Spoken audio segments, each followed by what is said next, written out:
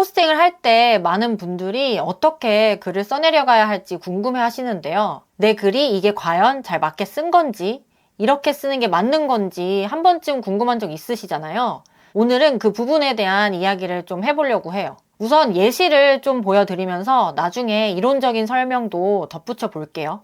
이거는 제가 얼마 전에 쓴 이제 연말정산 관련된 글이었거든요.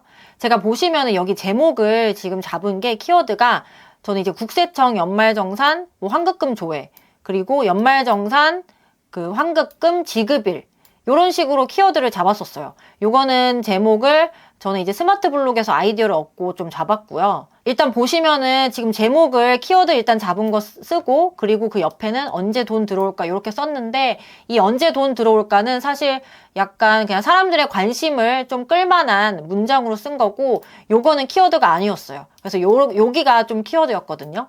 그래서 제가 지난 영상에서도 말씀드렸다시피 제목에 내가 잡고 싶은 키워드가 꼭 있어야 된다고 했죠. 그러면 제가 이제 여기서 연말정산 환급금 조회와 연말정산 환급금 지급일을 잡은 거잖아요. 그러면 이 키워드에 대한 내용이 본문에 충실히 들어있어야 돼요. 요게 글을 쓸 때 팁이거든요. 네이버가 좋아하는 방향의 글이기도 하고. 그래서 무슨 말이냐면, 이 서론은 그냥 이제 사람들의 관심을 끌만한 약간 어떤 뉘앙스, 그런 사람들이 이탈하지 않게 하기 위한 그런 글들로 조금 이제 구성을 해 주시고요. 그 다음에 요건 이제 썸네일 제가 만든 거고, 보시면은 제가 여기서 연말정산이란 약간 요런 개념에 대해 설명을 했어요. 왜 설명을 했냐면, 제가 생각을 해봤을 때 이 연말정산 환급금 조회를 검색하는 사람들이 당연히 기본적으로 이 연말정산이란 그 개념을 한번 궁금해 하실 수도 있잖아요. 그래서 저는 이제 연말정산이란이 뭔지 한 문단으로 이렇게 이제 좀 구성을 해봤고, 그 다음에 이제 본론으로 들어가서 연말정산 환급금 지급일, 제가 아까 그 키워드에 여기 지급일 잡았었죠. 요 지급일 넣어준 거예요. 연말정산 예상 환급금 지급일. 이 지급일을 써줄 때 저는 이제 이제 구글이나 이런 데서 검색을 했고, 이제 검색을 해보니까 이 소득세법에 요 내용이 있었다고 설명을 하는 거죠. 요 내용이 이제 충실하게 들어가 있어야 돼요. 이 제목에 대한 키워드에 대한 그 내용이 본문에 충실히 들어가 있어야 돼요. 그래서 요거 지급일에 대한 내용 조금 넣어줬고, 그리고 그 다음에 이 사람들이 예상 환급금을 어떻게 조회하는지 또 궁금해할 수 있기 때문에 이 한 문단은 연말정산 환급금 조회 방법, 이걸 넣어준 거예요. 이렇게 이런 식으로 구성해서 마무리까지 해서 한 1500자 정도 썼을 거예요. 제가 보통 1500자 정도 쓰거든요.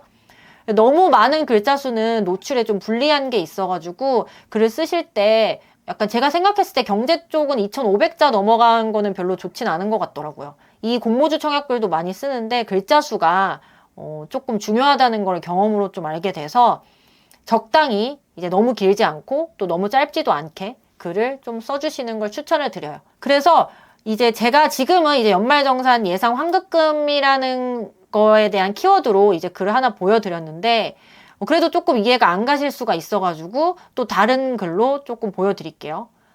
이 중에서 제가 최근에 이제 ISA 계좌라는 글을 또 이제 하나 썼었어요. 그러면 저는 이제 여기서 키워드를 잡은 게 ISA 계좌 개설, 장점, 단점을 키워드로 잡았던 거거든요. 그리고 여기 또 투자자라면 알아두기는 그냥 사람들의 관심을 좀 끌기 위한 그런 문구였고, 요거를 이제 좀 키워드였어요, 여기가. 그러면은 이제 생각을 했을 때 내가 만약에 이제 제목을 잡았잖아요. 내가 제목을 ISA 계좌에 대한 관련된 글을 한번 써봐야겠다라고 제목을 잡고, 그 다음에는 이거는 상위 키워드라고 보시면 돼요. ISA 계좌는 너무 약간 크잖아요. 여기서 저는 세부적으로 이제 개설과 그리고 장점, 단점을 넣은 거죠. 그러면은 생각을 해봤을 때 그 포스팅 제목에 있는 그 키워드에 대한 내용이 본문에 들어가 있어야 돼요. 어떻게 보면 당연한 건데, 그럼 보시면은 제가 또 어떤 글의 패턴으로 썼는지 좀 보여드릴게요. 처음에 서론은 이제 사람들이 딱 이 글을 클릭했을 때 이탈하지 않게 좀 관심을 끌만한 좀 서론의 내용으로 좀 써주시고요. 보통 나의 경험이 초반에 있으면은 사람들이 궁금해서 더 보기 때문에 만약에 내 경험이 있다면 여기에 그 경험적인 내용을 써주시면 좋아요. 저는 이제 IS 계좌를 만들긴 했는데 제가 활용은 잘 하지 않고 있어서 그냥 많이들 관심을 가지시죠? 약간 이런 글로 좀 시작을 했어요. 그리고 처음에 이제 썸네일 넣어줬고요. 썸네일 넣어주고, 그 다음에 제가 아까도 말씀드렸다시피 이 ISA 계좌를 검색하는 사람들이 당연히 이 계좌가 뭔지 궁금해하실 수 있잖아요. 그래서 저는 처음에 ISA 계좌가 뭔지 설명하는 좀 문단을 하나 이제 구성을 해준 거고요. 이런 식으로 IS 계좌에 대한 설명을 요 정도 해준 거예요. 요 정도. 그리고 나서 이제 IS 계좌 개설 단어를 아까 제가 상위에 이제 포스팅에 보시면 이제 잡았잖아요.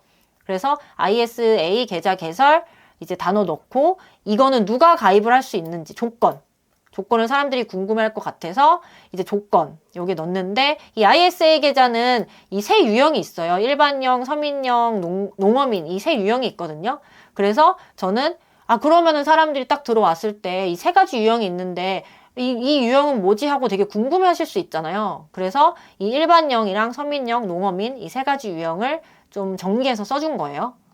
이렇게 정리해서 써줬고, 그리고 또 종류가 또 있어요. 그래서 종류도 이렇게 이 표 형식으로 만들어서 정리해서 써주고, 그리고 이제 제가 제목에 아까 추천이라는 단어도 썼고 장점 및 단점 그 키워드 썼잖아요. 그래서 또 다음 문단으로 이렇게 IS 계좌 장점 및 단점 추천하는 이유, 여기에서 이제 쓴 거죠. 그래서 충실히 내용을 쓰려면 당연히 장점에 대한 내용도 들어가 있어야 되고요. 단점에 대한 내용도 당연히 들어가 있어야 되죠. 그리고 추천하는 이유, 그런 식으로 들어가 있어야 돼요. 그렇게 해서 이제 결론은 뭐 제 생각으로 마무리를 해줬어요.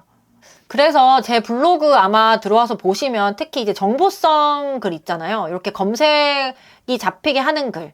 제가 종종 이제 공모주 청약 글 빼고 검색으로 잡히게 하는 글을 쓰고 있는데, 보시면서 아마 조금 감을 더 이제 얻으실 수 있을 것 같아요. 제 블로그 들어오셔서 이 정보성 글 같은 거를 이제 클릭해 보시고 글을 한번 보시면 좀 비슷비슷한 그 흐름으로 간다는 걸 보실 수 있을 거예요. 그리고 아마 상위 블로거들 이제 보시면 어떤 검색을 했을 때 상위에 있는 블로거들 보시면 아마 저처럼 비슷한 그 글의 흐름으로 가실 거거든요. 그러니까 어떤 분들은 이게 목차를 딱 처음에 이제 주시는 분들도 있어요.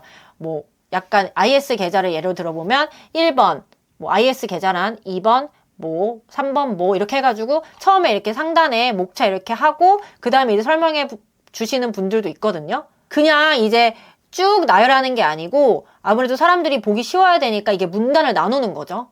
이렇게 문단을 나누는 거예요. 그리고 약간 요런 인용구 같은 거 이제 어떻게 쓰는지 궁금해 하시는 분들이 계신데, 여기 글쓰기 들어가서 한번 이제 좀 살펴볼게요. 이제 초보분들도 많이 보실 테니까 여기 보시면 상단에 글을 좀 약간 퀄리티 높게 해주는 뭐 약간 스티커도 있고 인용구, 구분선 요런 게 있어요. 요런 거 하나씩 눌러보시면 좋거든요. 보시면은 요런 이제 말풍선 요런 거 아마 블로거들 이제 많이 보셨을 거예요. 여기에 만약에 내가 원하는 글을 이제 쓰는 거죠. IS 계좌란 뭐 이런 식으로 쓰고, 이제 어떤 글을 쓸 때 만약에 뭐 안녕하세요, I'm 플래너입니다. 오늘은 뭐 2월 마지막이에요. 뭐 이렇게 했을 때 만약에 내가 여기 2월 마지막이에요 라는 걸 좀 강조를 하고 싶다 하시면 여기 보시면 이게 음영이 있거든요. 글자 배경색 변경, 글자 배경색도 이렇게 바꿔주시고, 그리고 글자 색도 이렇게 빨간색 넣어주시고, 이런 식으로. 그러면은 아까 그냥 검은색 글씨보다는 조금 요거를 강조하는 느낌이 있죠.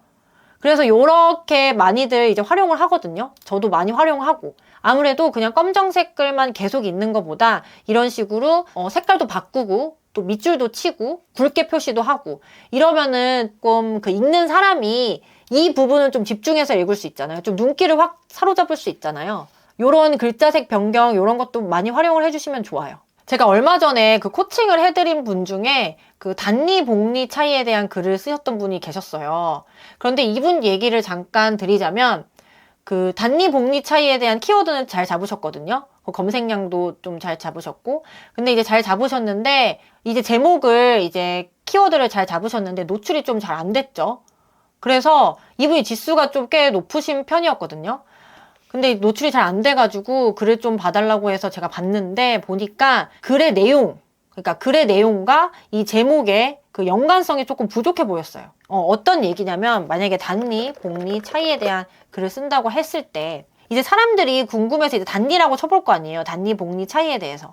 그러면은 당연히 이 본문의 내용에는 단리에 대한 개념과 그리고 복리에 대한 개념, 그리고 단리와 복리 차이, 뭐 이런 식의 내용이 있어야지 아무래도 그 본문과 연관성이 높은 글이겠죠.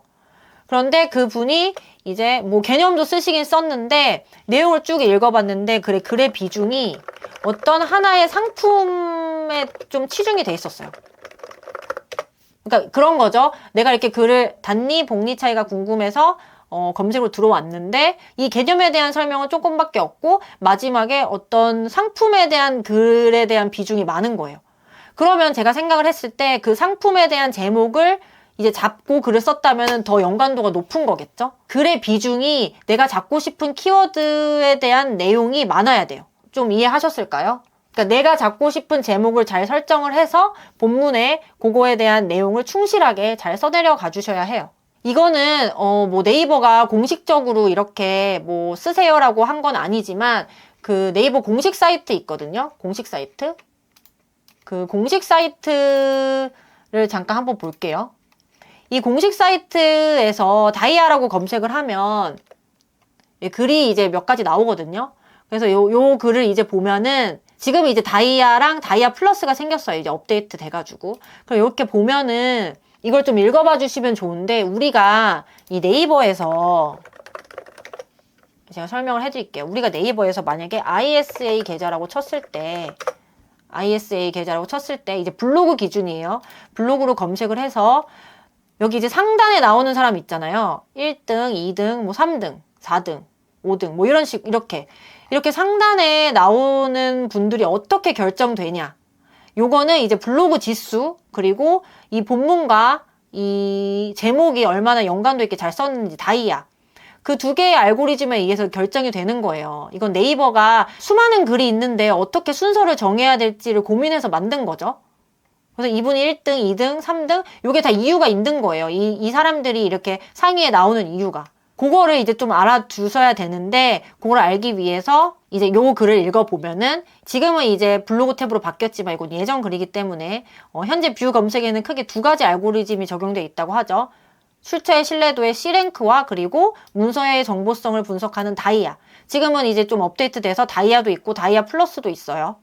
근데 요 두 가지만 일단은 보면은 이 C랭크는 만약에 경제라는 주제로 글을 쓴다고 했을 때 그러면 경제라는 주제에 대한 관련된 키워드들이 되게 많을 거 아니에요. 그 키워드들이 내 블로그에 쌓이고 쌓이면 자연스럽게 C랭크는 높아져요. 그거를 이제 블로그 지수라고 하거든요. 그래서 지금 건강 블로그도 지금 C랭크를 높이기 위해서 제가 건강과 관련된 주제로 글을 계속 써주고 있거든요. 그래서 그게 이제 C랭크고, 그리고 제가 오늘 주로 말씀드린 내용이 다이아인데, 다이아는 이 제목과 본문이 얼마나 연관도 있게 잘 썼는지, 그거를 좀 본다고 생각하시면 돼요. 그래서 여기 보시면은 그 의도에 맞는 글을 잘 쓴 사람이 다이아 점수가 높다고 하거든요.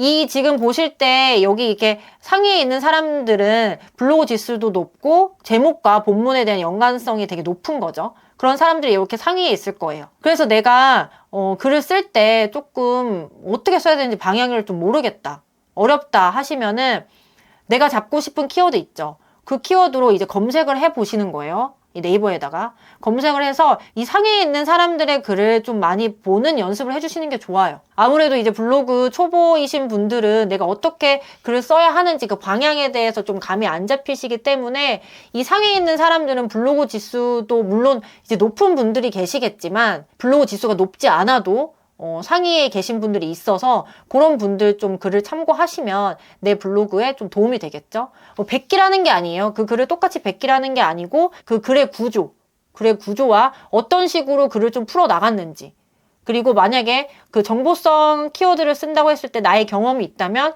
내 경험과 그 정보를 어떻게 조합해서 활용을 해 나가는지, 그거에 대한 내용을 조금 이해해 주셔야 돼요. 오늘 제가 말씀드린 내용이 조금 어려울 수가 있는데 이것도 연습이 필요하거든요.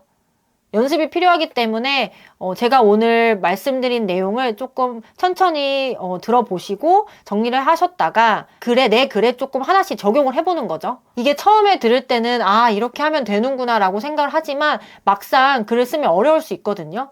그래도 오늘 이해하셨던 부분에 대해서라도 좀 조금씩 포스팅에 적용을 해보시면 돼요. 포스팅하는 것도 연습을 하면 늘거든요. 요거는 진리예요. 그러니까 너무 어렵게 생각하지 마시고 아 이런 게 있구나. 글을 쓸 때 이런 방향으로 쓰면 좋구나 라는 거를 오늘은 조금 이해하시고 앞으로의 포스팅에 적용을 해보시면 도움이 되실 거예요. 오늘의 영상이 좀 도움이 되셨을까요? 도움이 되셨다면 좋아요, 댓글, 구독까지 부탁드리고요. 저는 다음에도 좋은 컨텐츠로 찾아올게요. 행복하고 건강한 하루 보내세요.